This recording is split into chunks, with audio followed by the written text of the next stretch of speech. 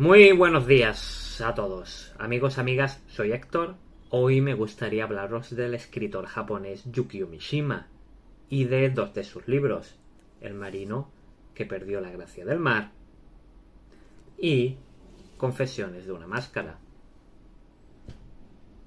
Yukio Mishima nació el 14 de enero de 1925 y falleció en 1970.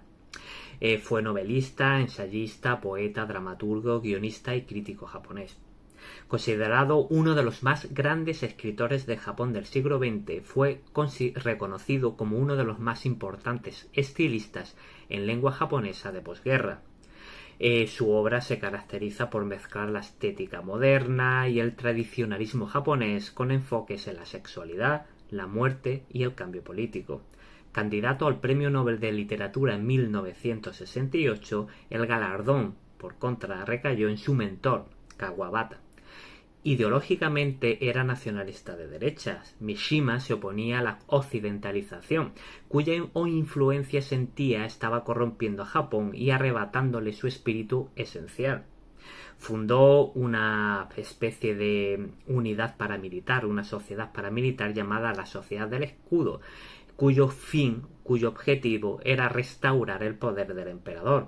El 25 de noviembre de 1970, Mishima y cuatro miembros de su milicia ingresaron en una base militar en el centro de Tokio. Tomaron al comandante como rehén e intentaron inspirar a las fuerzas de autodefensa, lo que es el ejército japonés, a revocar la Constitución de 1947, que, en resumidas cuentas, le fue impuesta a Japón por parte de los ganadores de la Segunda Guerra Mundial. Tras el fracaso de su iniciativa, cometió suicidio por seppuku. Si queréis saber un poco más de su vida, os recomiendo la película dirigida por Paul Schrader, Mishima, Una vida en 4 capítulos, que está ambientada en esas últimas horas de Mishima antes de fallecer, de terminar como terminó, pero va intercalando escenas de su vida y de varias de sus obras. Paul Schrader, si no lo sabéis, que es el director de esta película, también fue guionista de Taxi Driver o Toro Salvaje. O sea que es éxito garantizado. Como os comentaba, Confesiones de una máscara, que es un libro que a mí me ha gustado muchísimo y que desde luego me ha impactado, tiene un protagonista que se llama Ko-chan, que nació en una casa en la que convivía con sus abuelos, sus padres y 6 criadas. Su abuelo nos describe como una persona temeraria en los negocios y su abuela despilfarradora y arrastraba una enfermedad. Ambos serán, en cierta manera, los que cuidarán de Ko-chan. La novela está llena de momentos muy simbólicos y significativos. Por ejemplo, con 5 años, el protagonista se cruza con un porteador de excrementos y se queda ensimismado por el trabajo y por el propio joven. Él se siente atraído por profesiones y personas que veía como muy lejanas. A todo ese mundo que él no pertenece, pero que en cierta manera le atrae, a todas esas vivencias que atraían sus sentidos, pero a las que no podía sumarse, las llamará cosas trágicas. Quizás esas cosas trágicas sean el reflejo de la tristeza de verse excluido de ciertos lugares, y uno de esos lugares es el amor. Durante su infancia empezó a fijarse en personajes femeninos, incluso se disfrazaba con ropa de su madre, también leía muchos cuentos, centrando más su atención en los príncipes que en las princesas, pero sobre todo en aquellos protagonistas, en aquellos personajes que morían jóvenes. Él tenía una especie de interés morboso por la muerte, incluso imaginaba su propia muerte en una batalla, en un asesinato, se excitaba con escenas violentas y se verá siempre seducido por la sangre, sacrificio o la imagen de San Sebastián ejecutado a base de saetas. De hecho, os pondré por aquí él mismo, el propio Mishima, se hizo fotografiar pues con saetas representando al mártir San Sebastián. El lenguaje que utiliza Mishima es muy explícito, es directo, en ocasiones crudo y enormemente poético, y sorprende que alguien pueda ser tan claro, sobre todo en cuestiones relacionadas con el sexo, ya que la novela se publicó justo al terminar la Segunda Guerra Mundial. Como os decía, el protagonista era un niño enfermo y por tanto solo se le permitía jugar con algunas niñas de su barrio. El prefería la soledad, su lectura, sus ensoñaciones. Y en el segundo año de secundaria al colegio llega un chico llamado Omi, que había sido expulsado de una residencia por mala conducta. Era, digamos, el tío duro. El tío duro que llega al instituto y, bueno, pues mayor que los demás y tenía ese aire de delincuente, de rebelde, de insumiso. Total, que Ko-chan se enamora de él. Y como Ko-chan era un debilucho, pues empezó a envidiar la musculatura de Omi, su fuerza. Mientras tanto, se preocupaba por pasar desapercibido. De ahí a lo de que el título sea Confesiones de una máscara, porque él se pone una máscara y él se preocupa por pasar desapercibido, investiga en las novelas patrones de conducta para comportarse como el resto de los chicos. Y bueno, pues esa máscara empieza a asfixiarle. Incluso intentará tener algún amor femenino, pero solo será platónico, superficial, más orientado a asentar dicha máscara que a satisfacer sus necesidades amorosas. En esta novela, ya para ir concluyendo, encontraremos la Segunda Guerra Mundial como telón de fondo y seremos testigos, pues, de entrenamientos militares. Él no puede ir a la guerra, Ko-chan, porque está enfermo y lo lleva muy mal porque él quiere, pues, ser un mártir, quiere servir a su patria.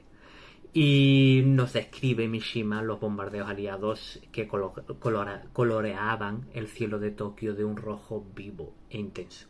Pura poesía, tragedia, amor, soledad, enfermedad, muerte y violencia. Un cóctel sublime que nos encoge totalmente. Desde luego uno de los libros que más me ha gustado de lo que he leído hasta ahora. Y en El marino, que perdió la gracia del mar, me ha gustado menos. Es menos trágico. Bueno, sí es trágico en cierta manera, no voy a contar el final. Es menos violento, pero hay muchos rasgos que también podemos encontrar en Confesiones de una máscara. Noboru, que es el protagonista, pues vivía con su madre. El chico tiene 13 años, su madre tiene 33. Él es huérfano de padre. Su padre murió cuando él tenía 8 años y su madre, bueno, pues jugaba al tenis y regentaba una tienda de lujo. El joven pues tenía conciencia sobre todo de una cosa, que la muerte empieza con el nacimiento. Y entonces, bueno, pues tenía un armario y dentro del armario había un agujero y él espiaba a la madre. Resulta que la madre pues conoce a un marino que se llama Ryuji y pues tienen un affair. Y él, Noboru, pues los espía y se da, bueno, pues relata un poco por lo que pasa. No tan explícitamente como en Confesiones de una máscara se describen las cosas, pero nos podemos hacer una idea de lo que pasa. La madre de Noboru se llama Fusaku, como os comentaba, pues regentaba una tienda de lujo en una zona de Yokohama, y el marino, este marino, perdió su casa en la guerra, su hermano y su padre, y los recuerdos que tenían de la tierra firme eran de eterna devastación, de pobreza, enfermedad y muerte.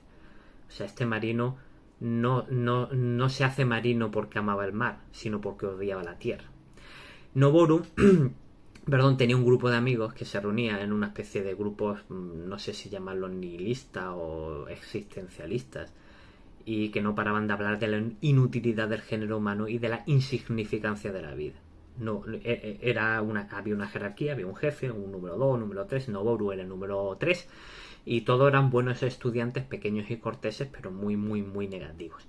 Noboru le cuenta a sus amigos que el marino es una persona fantástica, la tenía idealizada, pero el jefe del grupo le echa en cara que los héroes no existen. Y el jefe le dice que la vida es peligrosa y que los adultos solo le ponen límites. Todos tenían 13 años, pero la vida es absurda y el mundo de los adultos, de los padres, es algo muy negativo. O sea, los padres son todos malos, son todos unos fracasados, ellos luego cuentan, eran todos unos perdedores, pero él no tenía padre. Noboru dice que ha conocido un barco, que es un barco grandioso. Todos ellos eran de buena familia, pero les gustaba la inhumanidad. Van a casa del jefe, esto también lo describe, bueno, y el jefe era un tío muy lector y le pone retos a los seguidores del grupo. Y uno de los retos pues fue matar un gato, y el jefe coge y empieza a hacerle un montón de cosas al gato, que eso sí lo describe de forma explícita y es bastante desagradable y no es tampoco plan de que os lo cuente, pero os podéis hacer una idea. Noboru se encontró al marinero, el marinero tenía, el marino como lo describe, tenía la camisa mojada y entonces se le cae el mito. Lo ve, el marino se disculpa, lo ve débil y entonces empieza a odiarlo. Y Noboru empieza a coger un diario y describe en cierta manera. Es como si le hiciera un juicio y empieza a describir cosas negativas del marino.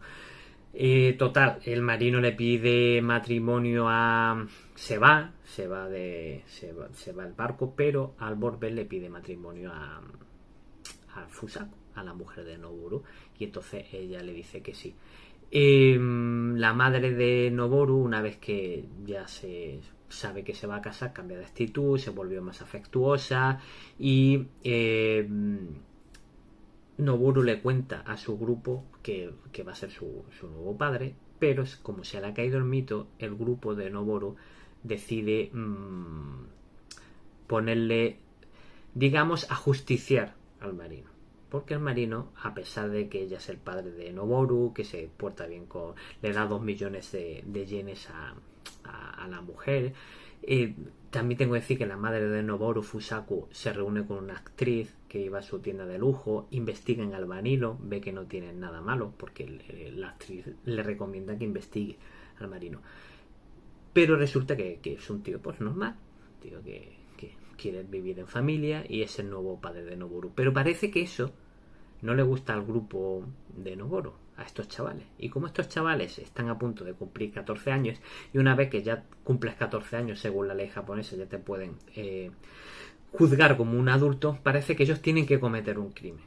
Porque cometer un crimen es como librarte de las ataduras de los humanos y convertirte en una especie de superhombre nietzscheano, una cosa así. O sea, sí, al fin y al cabo te recuerdo un poco a Nietzsche. O sea, más allá del bien y el mal están ellos.